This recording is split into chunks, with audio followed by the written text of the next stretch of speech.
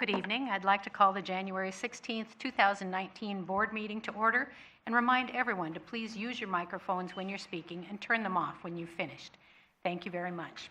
Commissioners present are Commissioner Doan, Commissioner Schmidt, Commissioner Sanders, and myself, Bernice Bagnall.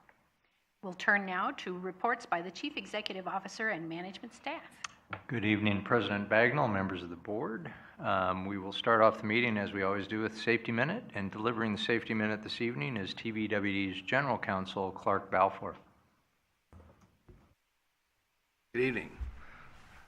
So we've entitled our safety moment tonight as 2 minutes to a happier you. Because whether it's the holidays or just life in general, we all tend to get a little bit stressed. And so we need to do things to alleviate that. And there's always the usual. It's exercise more, sleep more, eat better, drink less caffeine, drink less other things. But I'm going to provide some simpler things that everybody can attain, because it's good to have, lesser steps that people can grab. It's the low-hanging fruit concept. So, happiness boosters, stress reducers. Add one healthy new food. Flip through old photos. Compliment someone. Open your shades, not eye shades, but window shades. Take a break and go for a walk. Or clear away clutter. Think how satisfying that is. Say hello and smile. Watch YouTube. Rethink your retail therapy. This is really important in that post-holiday thing. And then listen to music. This one I found kind of interesting. There actually is a therapeutic value from chopping veggies. Or munch on nuts. Chat up a neighbor, or do a good deed. So remember, stressed is desserts spelled backwards.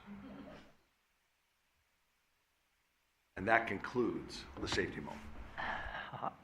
I'm feeling more relaxed already. It's just, although we were commenting over here during the course of it that eating more nuts would actually make more sense if those nuts were wrapped in chocolate. So, yeah, just saying. So continuing with the report, thank you, Clark. Cryptosporidium update. In late December, the City of Portland Water Bureau reported that they had one Cryptosporidium oocyst detected in 3 different water samples collected on December 23rd, 24th, and 31st. In addition, so far this month, they detected 2 Cryptosporidium oocysts on January 2nd, and 3 oocysts on January 7th, and 1 oocyst on January 8th. So it's clear there's a lot of very low-level Cryptosporidium coming from the Bull Run this time of year. The Oregon Health Authority has advised the Water Bureau that the public does not need to take additional protection or precautions at this time, and all of Portland's Cryptosporidium results are available on the Portland Water Bureau's website. While we're on the subject of water supply, I thought I'd provide a quick update. We realized that this summer and fall was probably one of the most stressful summers and falls we've had in a long time. Just 3 months ago, the Joint Water Commission supplies let us know that the Scoggins Reservoir is at the 9th lowest level that it ever reached in its 44-year history. This was also one of the longest periods of drawdown for Scoggins Reservoir at 186 days, so the longest. So the City of Portland also operated its Columbia South Shore well field all summer long to make sure that they had sufficient supplies throughout the summer. But the really good news is that was as of 3 months ago, and as of last week, things are recovering nicely. So I confirmed, in fact, late last week, the Portland Water Bureau Bull Run reservoirs have essentially refilled now. And as of last week, the Scoggins and Barney reservoirs were about 42% full. That's still much lower than we would typically expect to see at this time of year. But the good news is it's headed in the right direction, continues to climb, and the forecast and precipitation trend is in our favor. I think that rapid recovery of these relatively significantly low drawdown levels are really a reflection of the productivity of the resources that we have in the region, as well as the benefits that our customers were able to give us in terms of wise water use throughout the summer. We want to thank our customers for their continued commitment to wise water use. And we also want to thank the board in terms of the value and investments that they've made, that you've made, in terms of having multiple sources of supply. So all of these things working together made sure we had ample supplies for the district's customers, but it took a team effort in terms of multiple supplies and a commitment to wise water use. Customer Information System Project Management, just a quick update, and you'll be hearing more about this from Andrew in future months. But last week, the district approved a consulting services agreement with AAC Utility Partners for consulting services that will help manage the planning, selection, and implementation of the new Customer Information System, or CIS. This was a competitive procurement. It was conducted with our billing system partner, Clean Water Services, and included an unusually high level of involvement with our staff from customer service, finance, and information technology, as well as, again, participation from Clean Water Services. This is really, my point in bringing it up is it's a major milestone in terms of moving forward with the Customer Information System project. We think it's imperative as we move forward with ultimately replacing our now 12-year-old customer information system or utility billing information system. And I know several of our staff members are anxious to see that happen. So again, as I said, Andrew will be providing additional updates in the future as we get a little further down the road and have more to report, but we're on our way. Concerning WIFIA, the Water Infrastructure Finance Innovation Act, I was hoping to provide some really good news tonight, and we're not quite in the position of being able to do that. But we do anticipate within the coming weeks that TVWD in Hillsborough will submit our final application to the Environmental Protection Agency for $617 million in funding for the Willamette Water Supply System. As you know, we were selected for the WIFIA loan.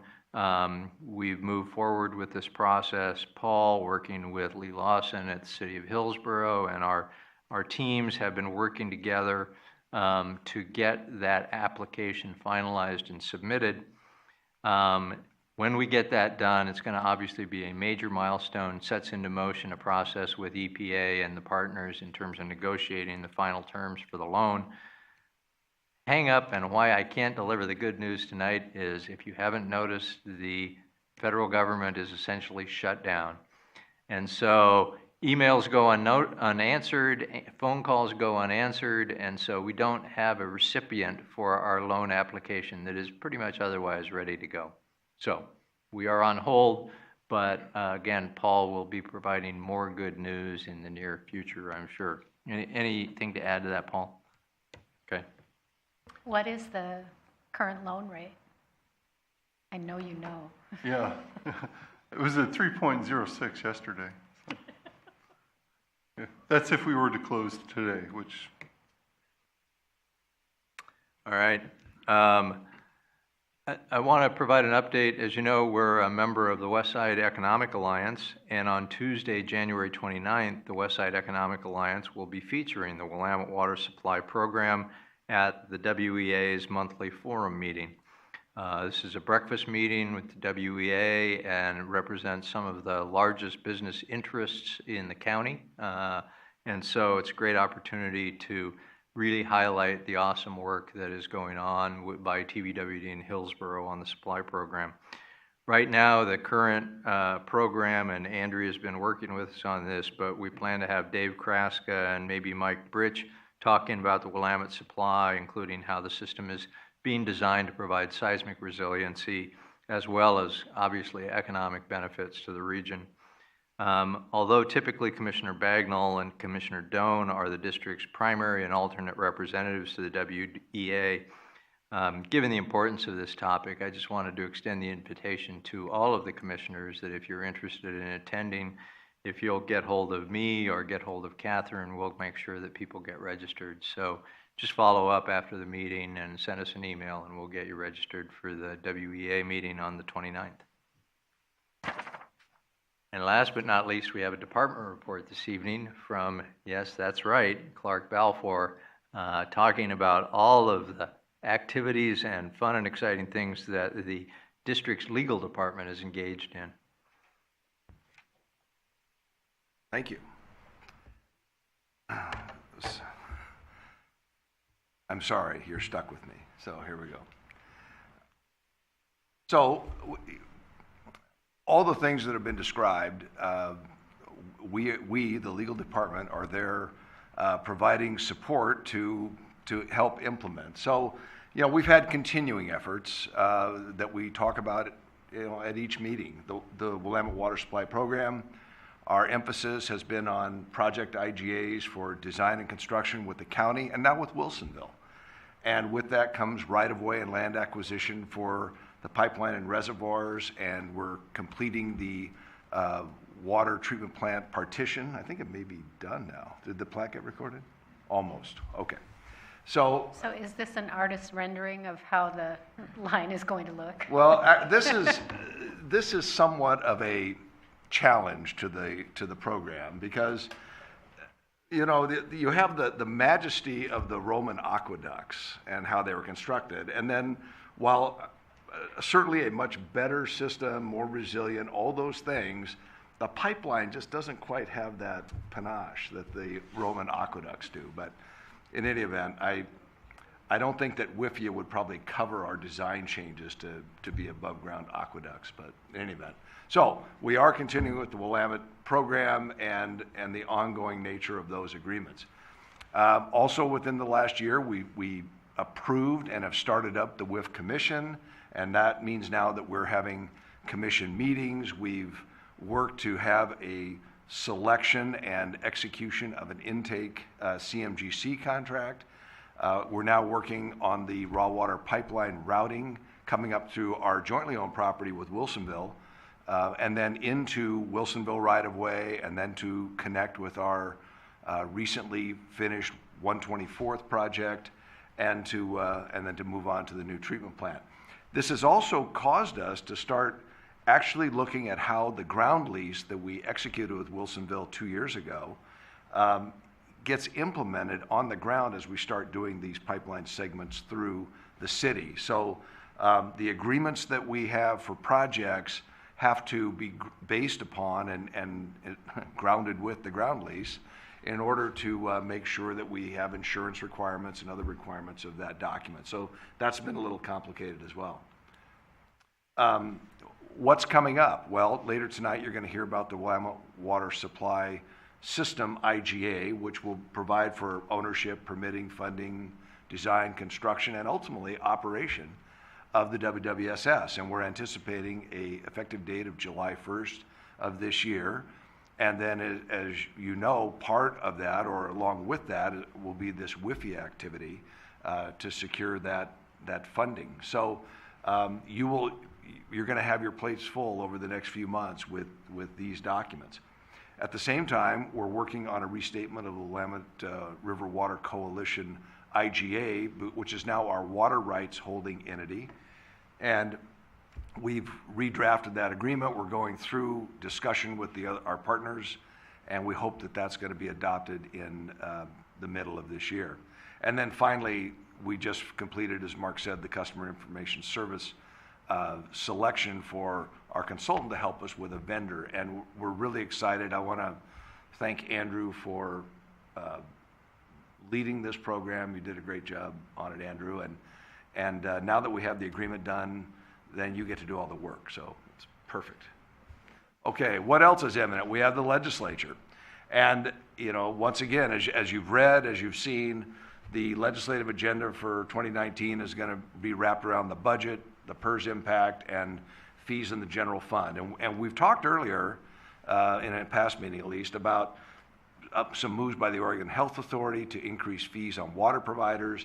Those are now surfacing as bills that will be introduced here in the next day or so. So that now is shaping up.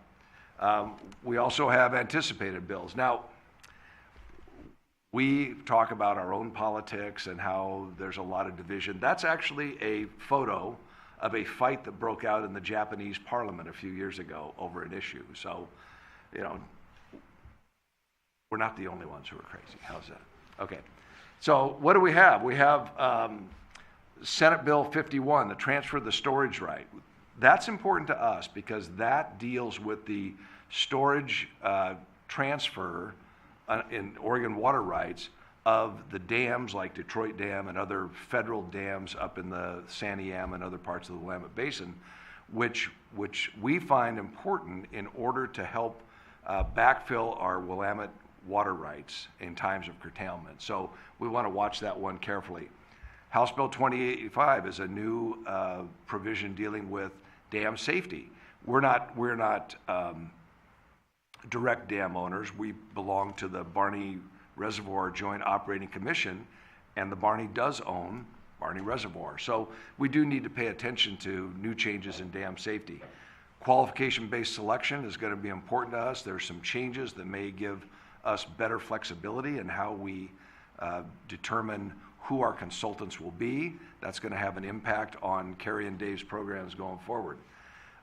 There are some land use issues that are coming up, and most importantly, there's going to be an emphasis on affordable housing and homeless shelters and that sort of thing, which probably will have an impact on our system development charges. So we need to watch that carefully. There may be some changes on annexation, which is always something that we have to be wary of. And then, of course, there'll be carbon tax issues. So with that, I will stand for questions. This is a portrait of Napoleon crossing the Alps with his troops. Now, I don't believe that he looked like that at all, but somehow that's the way it's captured. But it's something that I thought that I've probably overplayed Vladimir Putin too much, so we're going with Napoleon tonight. Questions? I love it. I'll leave them up. If there are no questions, that concludes the CEO and management staff report this evening. I'm trying to strike a pose like this, something like that. You need the hat. Yeah, the hat is really, or the Everything horse. makes it. I think the tights would be All right. Moving from there to Commissioner Communications and reports of meetings attended. Let's go ahead and lead off with you, Commissioner Doan. Okay, well, I missed the December meeting because my wife and I were on Maui celebrating our 50th wedding anniversary. So going back to November, I attended a meeting of the West Side Economic Analysis on the 26th, and another meeting of the West Side Economic Analysis on December 9th. On December 10th, I met with Mark, and December 13th, the Aloha Business Association meeting. The 7th, met with Mark and Carrie about pipelines. On the 11th, the Joint Water Commission and the Barney Joint Operating Commission. And tonight's meeting, I'd like to highlight a couple of things from the Joint Water Commission, actually from the Barney Commission, which is that we have some not-so-friendly cougars running around on the dam, and so the employees have had to be trained on how to deal with cougars. On the really cool side is we used our entire allocation from Barney Reservoir down to 1% last summer. You can't manage things any closer than that. And from the Joint Water Commission, it appears that we will not be able to get water from the plant expansion this summer. Thank you. Thank you. Commissioner Sanders?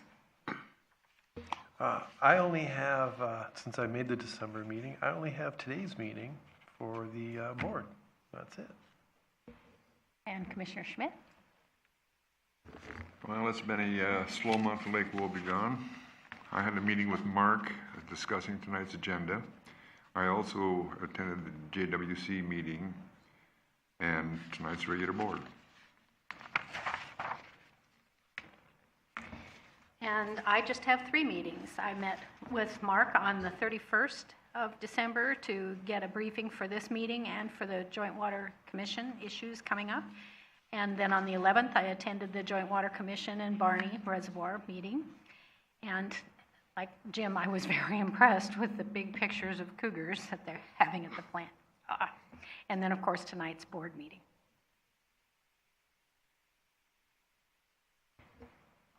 Do we have any topics that commissioners need to raise? I would like, I don't mean to, jump on things, but I'm wondering if we should be looking at providing some sort of time relief for the employees who are affected by the government shutdown. I don't know what our policies are, but if we could avoid, shut-off notices and things for those employees who are impacted. And I don't know if we can or cannot, but I'd like to look at that. We can at least take a look at it and provide an update next month in terms of hopefully what we were able to do. Yeah. Thank you, Commissioner Doan. That's a good thought. Public comment time is set aside for persons wishing to address the board on items on the consent agenda and matters not on the regular agenda. Additional public comment will be invited on agenda items as they're presented. Do we have any persons who would like to comment tonight? Seeing none, I will move to the consent agenda. Consent agenda items are considered to be routine and may be enacted in one motion without separate discussion. Any board member may request that an item be removed by motion for discussion and separate action. Any items requested to be removed from the consent agenda for separate discussion will be considered immediately after the board has approved those items which do not require discussion. So tonight we have 4 items on the consent agenda. Item A, approve the December 19th, 2018 regular meeting minutes. Item B, adopt Resolution 01-19, a resolution adopting the investment policy for the Tualatin Valley Water District. Item C, adopt Resolution 02-19, a resolution approving a cooperative service agreement between Tualatin Valley Water District, the City of Hillsborough, and the United States Department of Agriculture, Animal, and Plant Health Inspection Service Wildlife Services. Short name. And item D, adopt Resolution 03-19, a resolution approving the intergovernmental agreement between Washington County and Tualatin Valley Water District for construction of waterline work on Southwest 198th Avenue from Southwest Farmington Road to Southwest Tualatin Valley Highway. Do I have a motion and a second to approve the consent agenda as presented? I so move. I'll second. It's been moved and seconded. All those in favor signify by saying aye. Aye. Aye. Aye. Any opposed? The motion passes. Moving to the business agenda. The first item on the business agenda is consider adopting Resolution 04-19, a resolution approving a project management services agreement for the Willamette Water Supply System improvements between Tualatin Valley Water District and the Willamette Water Supply Program for Metzger Pipeline East. We're having a staff report from Clark Belfer. So what you have in your packet is a agreement that provides for a series of things. So number one, as we've talked in the past, the Willamette Water Supply System is going to have turnouts at various points so that the individual members can get water from the joint system into their own systems. We've always planned one for Tualatin Valley. It was originally called Pipeline East 1.0. You'll note in this staff report that it is now renamed Metzger Pipeline East 1.0, or MPE. But in looking at that, the program has been managing that, managing the design, will manage the construction. But as we get farther and farther into it, it became apparent that this is really a pipeline that will benefit TVWD only. And so it was determined in discussions between TVWD and Hillsborough and the program that it would probably be better to turn that into a TVWD only program. But we don't want to lose the benefits of having the WWSP program staff manage it and make sure that it is consistent with all the other things that they're doing on the main pipelines and the Willamette system. So what this agreement does is it allows the ability of Tualatin Valley to contract with the program for program management services with the WWSP program staff. And with that, we will pay for all those costs. We agree to hold Hillsborough and the program harmless from any contract payments or other things. I mean, it's our project, we're gonna pay for it, but we wanna get the benefit of the WSP program staff going forward. So that's what this agreement does, and we would ask for your approval.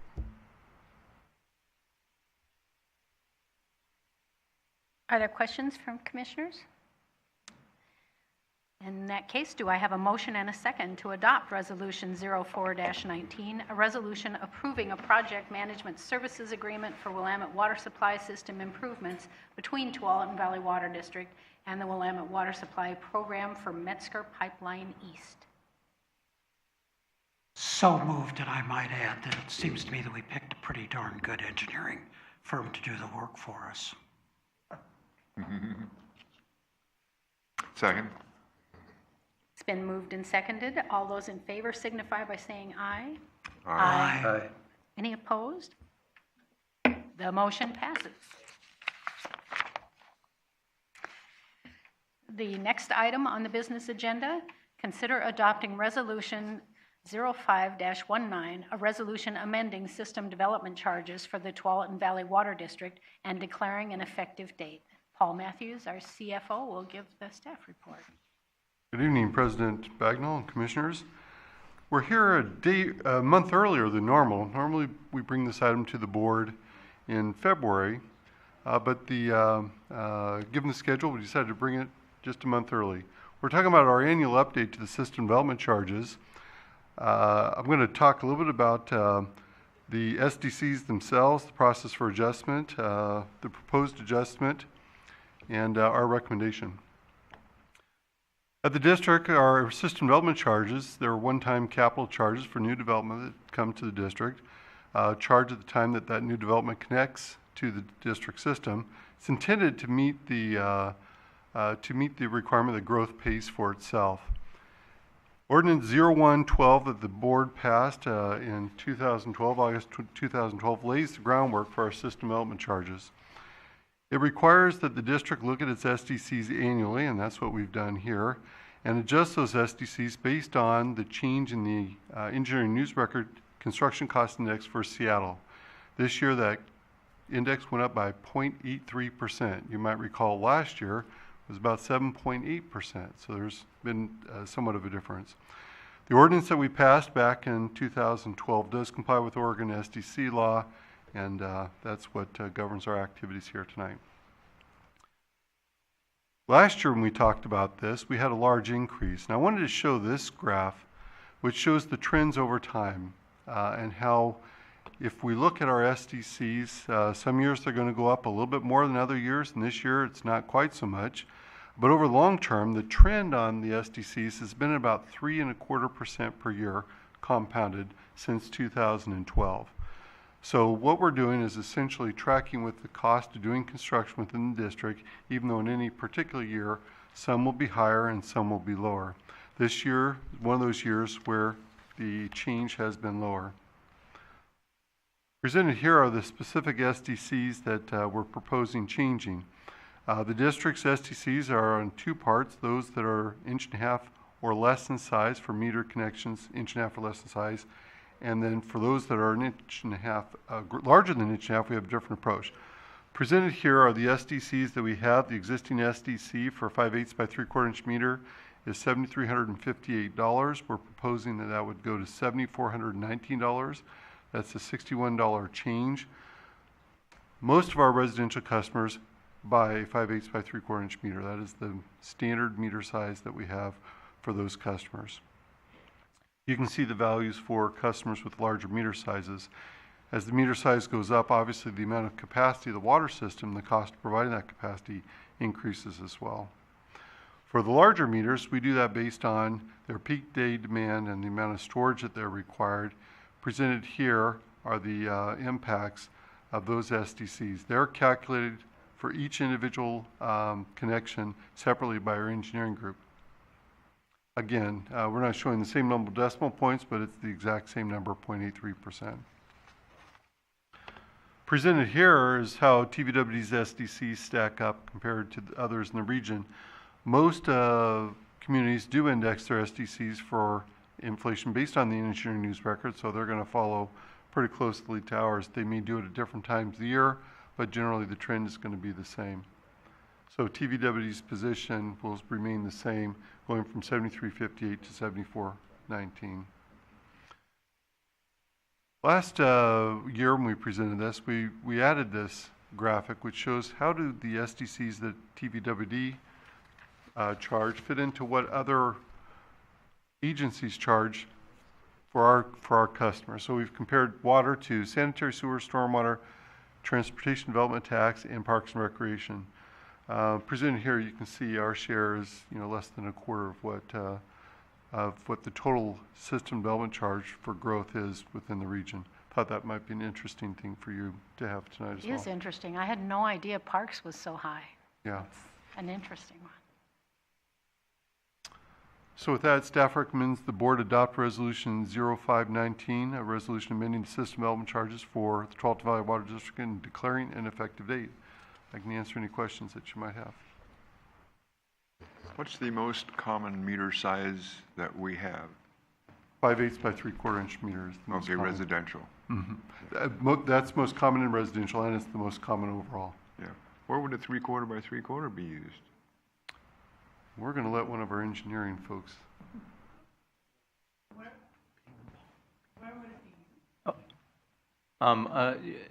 Typically used in like large houses, really small businesses where you just need additional capacity, but it just has a little additional capacity. It's just a Okay. little bit It's just- bigger in terms of the inlet capacity. Okay, thank you. Other questions or comments?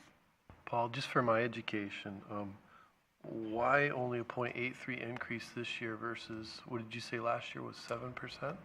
7.7 or 7.8. I think it Is was that related 7.78 to- actually, but pardon me? Is that related to economic, tied to growth or anything like that? Yeah, so we look at the engineering news records construction cost index for the Seattle market, and that index tends to be somewhat volatile. Over the long run, comes out that 3.25% compounded average growth rate. Last year was high, this year's low. I think last year may have been influenced by concrete and steel. Yeah, and the big tunnel construction project that they were doing. So what they do is like most indices, they have a market basket of things they buy, so much steel, concrete, labor, and they look at what the construction cost would be. They compare that basket this year to what it cost in past years, and it went up by 0.83% this year. And the Thank you. reason we use Seattle is they don't have one for Portland. They only do it for certain big cities, so. Thank you. Mhm. Okay, do I have a motion and a second to adopt Resolution 05-19, a resolution amending system development charges for the Tualatin Valley Water District and declaring an effective date? So moved. A second? It's been moved and seconded. All those in favor signify by saying aye. Aye. Any opposed? The motion passes. Oh, and one more thing I would like to add is that TVWD, every year when we do adjust the system development charges, there is always outreach done to the homeowners association, so they're aware of changes that are coming, and staff does a real good job of working with them. So last on our list is an informational presentation. Look, it's Clark again. We're going to have an update on the Willamette Water Supply System Intergovernmental Agreement and creation of the Willamette Water Supply System Commission, which is an intergovernmental entity formed under ORS 190.003 to 190.250. Take it away, Mr. Balfour. Okay, thank you. I guess I'm done. Yeah, I think you just said it all right there. Okay. Okay, so yes, you're soon, very soon, you're going to see an actual agreement and you're going to conduct at least 2 public hearings and readings, because we need to adopt this by ordinance ultimately.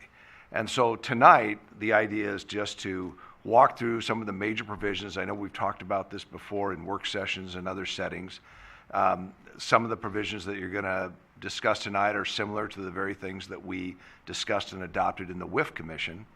But tonight is an opportunity to just start setting the groundwork for hearings and adoption over the next 2 or 3 months, with the idea that we'll have an effective date of July 1st of 2019. So what we want to cover tonight are, what are the assets that are going to be subject to the Willamette Water Supply System? Who are the participants? What are the major concepts? And then where do we go from here? Next steps and schedule. So the assets. Now, if you recall in the WIF, we were very precise about identifying what was part of the intake, and we even got down to saying the intake ends when we actually put the in in our straws, drawing it out from the caisson with our pumping system. And then from there, that's what we call the system separation point. And from there, then it goes into the raw water pipeline that goes to the water treatment plant near Sherwood, then the finished water pipeline from the water treatment plant to the terminal storage up on Cooper Mountain, and then finally transmission lines out to the respective service areas, and including what we call PLW, which is the west side branch, which takes it all the way to the Sunset Highway. And then, as we discussed earlier with the PLE, or now the MPE, you would have turnouts along the way for people's individual systems. So that's the assets. And if you think about it, the WIF was this much, and the WWSS is this much. This is really the full meal deal when you get right down to it. So who are the participants? This gets a little different, because with the WIF, remember, we had 6 or 7 parties because everybody shares that intake, but the water gets split off either to the Willamette River Water Treatment Plant in Wilsonville or to our plant to be built. Well, as soon as you make that split, that also then starts to narrow the number of participants that we have. Now, we say since 2015, TVWD and Hillsborough have been working together. The reality is it's probably more like 2013. But in 2015, we executed an agreement with Hillsborough for the design and construction of the system. And that's what we've been operating under ever since. And where we built 124th, and we built the Kinsman Road pipeline, and we've done other things, and starting on the water treatment plant design and that sort of thing. So that agreement, though, is really a construction agreement. And so we need to migrate beyond that. We need to migrate to that broader purpose. And so this agreement, when you approve it, will supplant that 2015 WWSP IGA. Now, who's going to participate besides TVWD and Hillsborough? That's going to be Beaverton. And we allowed Beaverton to participate both in the WIF purchase agreement, in our Beaverton water service agreement. And so what those 2 agreements said is, you can join, but we're going to negotiate this Willamette Water Supply System IGA, and that's what we're doing now. So essentially, TVWD and Hillsborough, because they've been working together so long, led the process, and now we've put together an agreement that is out for final review at Hillsborough, final internal review here at TVWD, and also over at Beaverton for their comments. Once we have those, that's when we anticipate coming back to you with the beginnings of the adoption process. So, as I said, this is going to be the full meal deal. Own, operate, fund, design, construct, maintain, repair, and ultimately to expand, because we may need to do that at some point in the future. Voting. This is a big deal, because as we've discussed repeatedly, TVWD has picked up 60% of this cost. Hillsborough has picked up 39%, and there's some decimals in there to equal 100. But at least I think Paul checked my math on that, but I'm not sure. But essentially, now we've got fewer parties with big interests, and so it was important to us, and we know it was important to you, that a weighted voting concept needed to be put in place. And so you see that table there, and that is how the voting allocations are going to be for this agreement based upon the capacity of the raw water pipeline and the finished water pipeline pumped, which means to the reservoirs. And as you can see, when you take the ownership capacity of TVWD at 59.1 MGD, and then Hillsborough and Beaverton below that, we come to 100.3. Well, we want to keep our voting at 100%, so the middle column there is the owner capacity share, which tracks that back, so that for voting purposes, we have 58.92%, and then you can see how the other numbers go down. Now, there could be changes at some point on re-rating of the system, and re-rating of the system will be if there's some operational change or some other type of improvement that allows more water to be put through the pipe. But if we do re-rating, this is pretty important from our point of view, re-rating will occur only if the WWSS board approves it and the actual study, and then they also approve and adopt the findings of that. And we'll get to that in just a second. So just out of curiosity, I guess I'm assuming re-rating could also occur if less water than was anticipated goes through. Is that correct? Well, Dave is guaranteed that we will never have less water, but yes, the answer is that is correct. We are optimistic that's not going to happen. Okay, thanks. All right, so the important thing, not only for re-rating but other things, is, okay, what does it take to approve something? And we have alighted on the idea that you need a supermajority to approve something. And we have agreed with Hillsborough that should be 70%. Now, if you go back to the table, what does 70% mean? It means that TVWD on its own cannot put something through. Hillsborough on its own can't do anything. An approving vote under this agreement requires Hillsborough and TVWD to agree. And so we thought that was the best check and balance, where if the idea is to drive consensus, it's going to force both sides to come to yes, because they both need each other to make it work with these numbers. Now, there are a couple of 100% requirements, and they're the typical ones. You want to admit a new member, you want to authorize the commission itself to issue debt, or if we want to amend or dissolve the intergovernmental agreement. Those are going to be 100% vote requirements. And that's typical for nearly every other agreement that we've done for this board. Management, also very important. From the beginning in the WWSP IGA in 2015, TVWD was the managing agency. And through that, we stood up the WWSP program staff, and we have proceeded. So TVWD will continue in the agreement as the managing agency, a continuation of what we've already been doing.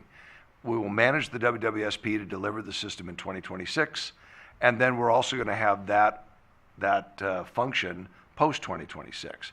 Now, once we get to operations post-2026, we're going to do things somewhat differently. TVWD is still the managing agency, but we're parceling out the treatment plant operations to Hillsborough as the treatment plant operator under the direction of the managing agency. And we're also going to have a transmission operator, TVWD, under the management and control of the managing agency.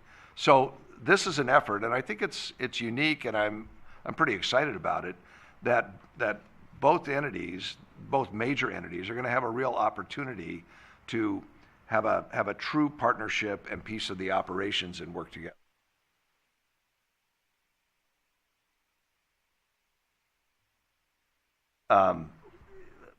A few things like this. For example, you have to have your WIF ownership match your WWSS ownership. So Beaverton's an example. They have 5 MGD in the WIF. They're going to have 5 MGD in the system. And that tracks through for us as well. Once again, I'll go back to the re-rating process. That will be something that is going to be subject to that 70% approval requirement. So Hillsborough and TVWD have to agree to re-rating of assets to see if any of those numbers change. We also provided that you have to own 5 million gallons a day to be an owner, that there's just going to be a threshold of of ownership so that we make sure that there's folks with a critical mass of water who are going to be making decisions. After that, you see a lot of provisions that we typically have: budgeting and invoicing, the financial operations of the organization, an ability for people to sell and transfer assets internally, the ability to lease capacity, and we also have a process if somebody wants to get out. So what happens next? As I said, we're currently under review by the entities and prior to submission to the elected officials for approval. We're looking for an effective date of July 1st.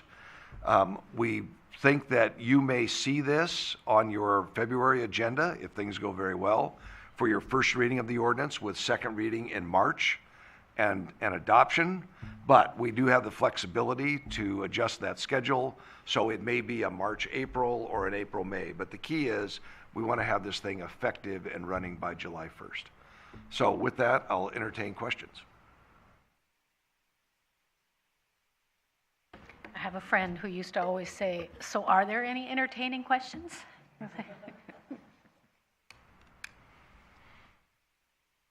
Comment? All right, in that case, thank you very much for the informational presentation. And there being no further business before the Board of Commissioners, I will declare this meeting adjourned.